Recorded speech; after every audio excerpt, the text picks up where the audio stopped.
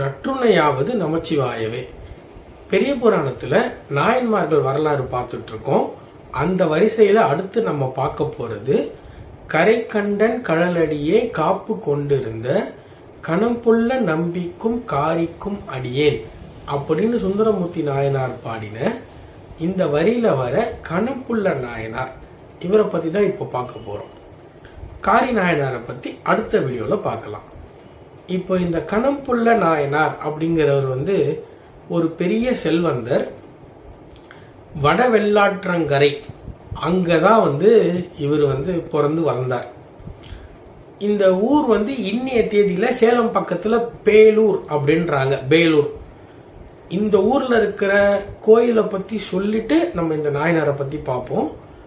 இந்த கோயில் ரொம்ப ரொம்ப ரொம்ப ஸ்பெஷலான ஒரு கோயில், ஒரு சூப்பரான ஹிஸ்டரி இருக்கிற ஒரு கோயில். தான் தோன்றீஸ்வரர் அப்படின்றது தான் இங்க இருக்கிற சிவனோட பேரு.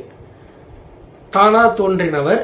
இதுல ஒரு பெரிய ஹிஸ்டரி என்ன அப்படின்னு பாத்தீங்கன்னா, இவர் இந்த ஊர்ல இருக்கிற இந்த சிவன் உருவான கதை அதுதான் ஃபர்ஸ்ட் பார்க்க போறோம். அந்த ஊர்ல மாணிக்க செட்டியார்னு ஒருத்தர் இருந்தார். அவருக்கு மிளகு செட்டியார் அப்படின்ட்டு பேர். ஏன்னா அவர் மிளகு எடுத்துட்டு போய் வியாபாரம் பண்றவர். இங்க இருந்து கொஞ்சம் தள்ளி போய் வேற ஒரு ஊர்ல மிளகு வித்து வியாபாரம் பண்ணிட்டு வருவார். இப்ப இவர் என்ன பண்றார் அப்படின்னா, இது ஒரு அடர்ந்த காடா இருக்கிற ஒரு இடம். அந்த வழியா போறார், மிளகு மூட்டையை ஏத்திக்கிட்டு போறார். டயர்டா இருக்குன்னு சொல்லிட்டு உட்கார்ந்து இருக்கார்.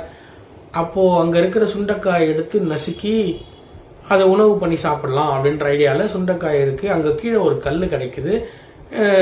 ஒரு கல் இருக்கு. அந்த கல்லுக்கு பக்கத்துல ஒரு குட்டி கல் இருக்கு. அந்த குட்டி கல்லை எடுத்து அந்த கல் மேல இந்த சுண்டைக்காயை வச்சு நசுக்கி எடுத்து வைக்கிறார் சாப்பிடலாம் அப்படின்ட்டு.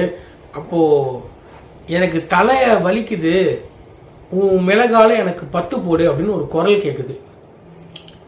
இவர் யாரோ திருடங்க வந்துட்டாங்க.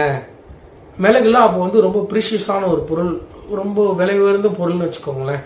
அதனால யாரோ திருட வந்திருக்காங்க அப்படின்னு சொல்லிட்டு பயந்து இவர் என்ன பண்றாரு, என்கிட்ட மிளகுலாம் இல்லை, என்கிட்ட உளுந்து தான் இருக்கு அப்படின்னு சொல்லிட்டு இவர் கிளம்பி ஓடிடுறாரு. இவர் போய் ஒரு இடத்துக்கு ரீச் ஆகிறாரு இல்லையா, வியாபாரம் பண்ண. அவர் வீட்டுக்கு போறாருன்னு வச்சுக்கோங்களேன். ஸோ அப்போ போற இடத்துல அங்க போய் ஓபன் பண்ணி பாக்குறாரு. உண்மையிலேயே அதெல்லாம் கருப்பு உளுந்தா இருக்கு. மிளகு எடுத்துட்டு வந்தோமே கருப்பு உளுந்தா இருக்கே அப்படின்னு இவர் பயந்துடுறாரு. அப்புறமா இவர் ரியலைஸ் பண்றார். இந்த இடத்துக்கே திருப்பியும் வேண்டார் இறைவனை. அப்ப நீ எங்க சுண்டக்காய் இடிச்சியோ அங்க மண்ணை எடுத்து நீ எடுத்துட்டு வந்த அந்த மூட்டை மேல தூவு அப்படின்னு ஒரு குரல் கேக்குது. அதை எடுத்து தூவுறார். இந்த கருப்பு உளுந்தெல்லாம் மிளகா மாறிடுது. இப்ப இந்த இடத்துல தான் இது நம்ம தெரிஞ்சுக்கணும். என்ன அப்படின்னா, இன்னைக்கு உளுந்தூர்பேட்டை அப்படின்னு நம்ம சொல்றோம். அந்த உளுந்தூர்பேட்டை தான் மிளகு கருப்புளுந்தான இடம். அதாவது கருப்புளுந்து மறுபடியும் மிளகான இடம், அந்த மாறின இடம் தான். அதனாலதான் அந்த ஊருக்கு இன்னைக்கு உளுந்தூர்பேட்டைன்னு பேர் இருக்கோ என்னமோ. ஆனா இவர் என்ன எதனால இப்படி ஆச்சு அப்படின்னு பார்க்கும்போது, இவர் கீழே வச்சு இடிச்சாருல ஒரு கல். அந்த ஒரு கல்லு மேல ஒரு கல்லை வச்சாரு இல்லையா, கீழே இருந்த அந்த கல் அதுவே ஒரு சுயம்பு லிங்கம். அவர் தான் நம்ம தான் தோன்றீஸ்வரர். இவர் உடனே என்ன பண்றாருன்னா, அங்க போய் ஒரு ஒரு கர்ப்ப கிரகம் அந்த கோயிலை கட்டுறார். அதுக்கப்புறம் பின்னாடி வந்த மன்னர்கள் அந்த கோயிலை பெருசாக்கி இருக்காங்க. ஆனா அந்த மிளகு செட்டியார் தான் இதை கட்டியிருக்கார். இதுதான் இந்த ஊரோட ஹிஸ்டரி, இந்த தான் தோன்றீஸ்வரரோட ஹிஸ்டரி. அந்த ஊர்ல பிறந்து வந்தவர் தான் நம்ம கணம்புள்ளர்.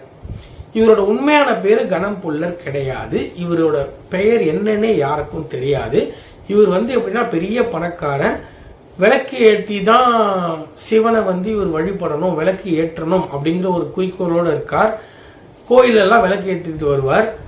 அப்படி இவர் பண்றதுனாலயே சிவன் அதான் வறுமை என்னும் பதம் தந்து அந்த மாதிரி வறுமையை கொடுத்து தான் இவரை சோதிக்க நினைக்கிறார். செல்வம் எல்லாம் அழிஞ்சு போகுது, கையில காசு இல்லை, மற்றவங்க கிட்ட கடன்லாம் வாங்குறார். அதுக்கப்புறம் கடன் கொடுக்கவே ஆள் இல்லை, அந்த மாதிரி நிலைமை ஆயிடுச்சு. இதுக்கு மேல இங்க இருந்தா அசிங்கம், நம்ம வேற ஊரை பார்த்து போயிடலாம்னு சொல்லிட்டு அப்படியே எங்கெங்கேயோ சுத்தி சுத்தி சுத்தி கடைசியில இவர் சிதம்பரம் போய் சேர்றார். தில்லையில போய் சேர்றார். அங்க கோயில விளக்கேற்றார். அங்க என்ன பண்றார் அப்படின்னா, கனமான புல் இருக்குமா அந்த ஏரியால. அந்த புல்லெல்லாம் அறுத்து எடுத்துட்டு வந்து மற்றவங்களுக்கு வித்து அந்த காசுல நெய் வாங்கி விளக்கேற்றுறாராம். அதுக்கப்புறம் ஒரு ஸ்டேஜில் என்ன ஆகுதுன்னா, அந்த புல்லை வாங்க கூட ஆள் இல்லை.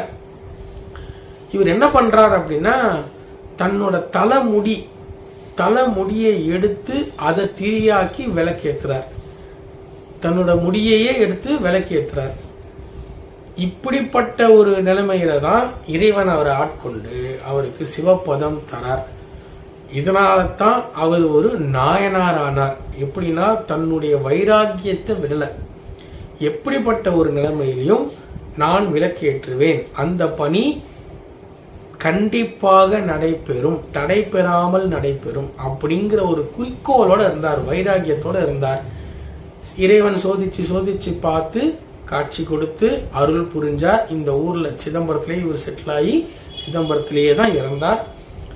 இவருக்கு இந்த பேலூருக்கு, அதாவது இப்ப இருக்கிற தாந்தோன்றீஸ்வரர் கோயிலில் நீங்க போய் பார்த்தீங்கன்னா ஒரு ஒரு சிலை இருக்கு. அதுல கையில விளக்கு வச்சுக்கிட்டு இவர் நிக்கிற மாதிரி இருக்கும். அருமையான கோயில் தான் இந்த கோயிலும், போய் பாருங்க. இவரு தான் நம்ம கணம் புள்ள நாயனார். இன்னொரு நாயன்மாரை பத்தி இன்னொரு வீடியோல பார்க்கலாம்.